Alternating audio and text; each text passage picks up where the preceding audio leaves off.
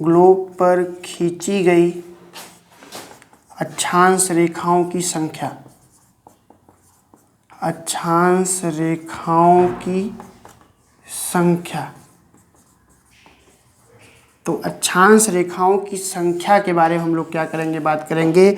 Number of latitude line के बारे में क्या करेंगे, बात करेंगे। कितनी संख्या है, तो आइए हम लोग देखते हैं। अगर आप आएंगे ग्लोब पे, तो ये ग्लोब है, ये 0 डिग्री है, और ये जो है 90 डिग्री नॉर्थ है, और यह जो है 90 डिग्री साउथ है। अगर आप 0 डिग्री से आगे बढ़ेंगे तो यहाँ कहीं 1 डिग्री होगा, 2 degree, 3 degree, 4 degree, 5 degree, dot dot dot dot dot dot 90 degree north. उसी तरीके से यहाँ 1 degree, 2 degree, 3 degree, dot dot dot 90 degree south. तो अगर आप जो है अगर काउंटिंग करेंगे तो ये जो 90 डिग्री नॉर्थ है, 90 डिग्री नॉर्थ जो उत्तरी ध्रुव है, यह क्या है, यह कोई रेखा नहीं है, यह रेखा नहीं है, बल्कि यह क्या है, बिंदु है। यह क्या है, बिंदु है, पॉइंट है। तो जो बिंदु होता है वो रेखा नहीं होता। तो इस प्रकार अगर आप आगे बढ़ेंगे, देखेंगे कितने हैं नंबर आप। तो अगर आप बढ़ेंगे तो 1 डिग्री से अगर 90 डिग्री नॉर्थ तक बढ़ेंगे तो आपको कितनी रेखाएं मिलेंगी, तो आपको 90 रेखाएं मिलेंगी। कितनी रेखाएं मिलेंगी, 90 रेखाएं मिलेंगी। लेकिन हमने बताया कि 90 डिग्री नॉर्थ और 90 डिग्री जो है साउथ जो है, वह क्या है, वह बिंदु है, वह रेखा नहीं है, रेखा नहीं है। क्या है, वह बिंदु है। अगर बिंदु है, रेखा नहीं है, तो इसको जो है अक्षांश रेखाओं में काउंटिंग हम लोग नहीं करेंगे। तो अगर अक्षांश रेखाओं में काउंटिंग नहीं करेंगे, तो अगर इस प्रकार आप आएंगे, तो अगर आप आएंगे, आपसे पूछा जाए कि नंबर ऑफ लैटिट्यूड लाइन, तो नंबर ऑफ लैटिट्यूड लाइन पे अगर आप आएंगे तो आपको 89 प्लस 89 और 0 डिग्री एक शामिल कर लेंगे, तो यह कितना हो जाएगा, तो यह जो है आपको मिलेगा 179। तो 179 जो है क्या है, अक्षांश रेखाओं की संख्या है। कितनी अक्षांश रेखाओं की संख्या है, 179। तो जो ये 179 है, इस 179 में जो है कि इक्वेटर को क्या किया गया है, इक्वेटर या विषुवत रेखा को जो है शामिल किया गया है, विषुवत रेखा को शामिल किया गया है। और अगर आप विषुवत रेखा को शामिल नहीं करते हैं, अगर विषुवत रेखा को शामिल नहीं करते हैं, तब कितने होंगे, तो 89 प्लस 89 मीन्स 178। तो कितनी रेखाएं हो जाएंगी, 178 रेखाएं होंगी। कब, जब इक्वेटर को शामिल नहीं किया जाएगा।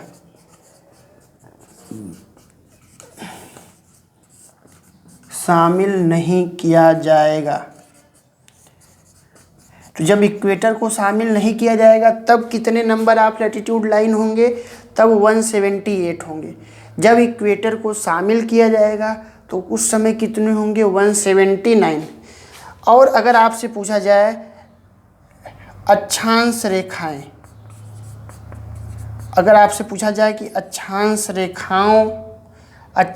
रेखाएं, तो अक्षांश रेखाओं पे अगर आप आएंगे तो आपको 90 प्लस 90 प्लस 1 आपको कितने मिलेंगे अक्षांश, तो 181 लैटिट्यूड आपको क्या होंगे, दिखाई देंगे। या ये आपको क्या होंगे, ये इस तरीके से आपको क्या करना है, समझना है। अगर आपसे पूछा जाए कि नंबर ऑफ लैटिट्यूड लाइन, तो नंबर ऑफ लैटिट्यूड लाइन या अक्षांश रेखाओं की संख्या जब इक्वेटर को शामिल किया जाएगा, जब ग्रेट सर्कल को शामिल किया जाएगा तो उस समय कितने होंगे, 179 होंगे। जब इक्वेटर को शामिल नहीं करेंगे तो उस समय अक्षांश रेखाओं की संख्या कितनी होगी, 178। और अक्षांश रेखाएं कितनी हैं, तो अक्षांश रेखाएं 90 प्लस 90 प्लस 1 181 लैटिट्यूड दिखाई देते हैं आपको। तो अगर आप लाइंस में आएंगे, रेखाओं में, तो 90 डिग्री नॉर्थ और 90 डिग्री साउथ को नहीं शामिल करते, क्योंकि यह रेखा नहीं है, यह क्या है, बिंदु है। तो जो बिंदु होता है वो लाइन होता नहीं। तो इस प्रकार हम लोगों ने क्या देखा, अक्षांश रेखाओं के बारे में देखा। अक्षांश रेखाओं के अंतर्गत हम लोगों ने देखा कि यह जो है कोई रियल लाइन है नहीं, यह इमेजिनरी लाइन है, एक काल्पनिक रेखा है।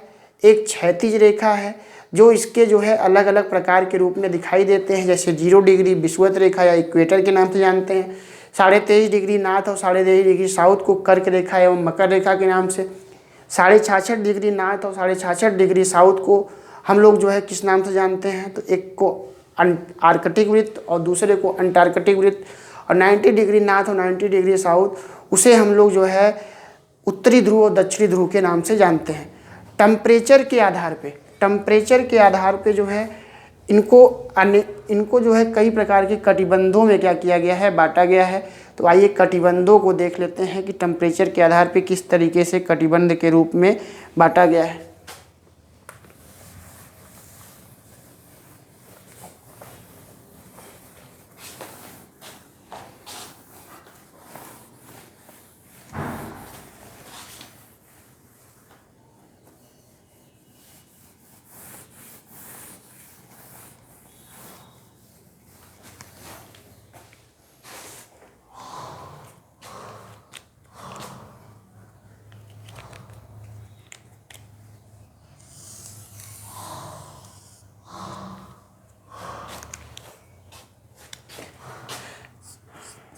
तापमान के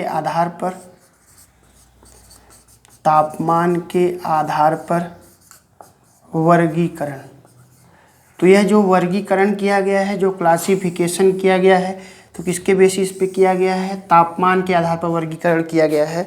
तो आइए देखते हैं किस तरीके से तापमान के आधार पर वर्गीकरण किया गया है। अगर आप इस लाइन पे आएंगे तो यह क्या है, 0 डिग्री, और 0 डिग्री से अगर आप 23.5 डिग्री नॉर्थ जाएंगे तो 23.5 डिग्री नॉर्थ और 23.5 डिग्री साउथ। तो 23.5 डिग्री नॉर्थ और 23.5 डिग्री साउथ के बीच जो क्षेत्र पाया जाएगा उसको बोलते हैं उष्णकटिबंधीय क्षेत्र।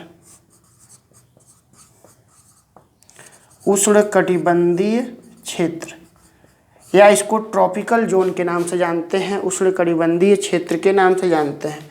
उसके अलावा अगर आप आएंगे 23.5 डिग्री से 66.5 डिग्री नॉर्थ और 66.5 डिग्री साउथ, 66.5 डिग्री साउथ, तो अगर आप यहाँ पे आएंगे तो इसको जो है हम लोग जो है शीतोष्ण कटिबंध के नाम से जानते हैं।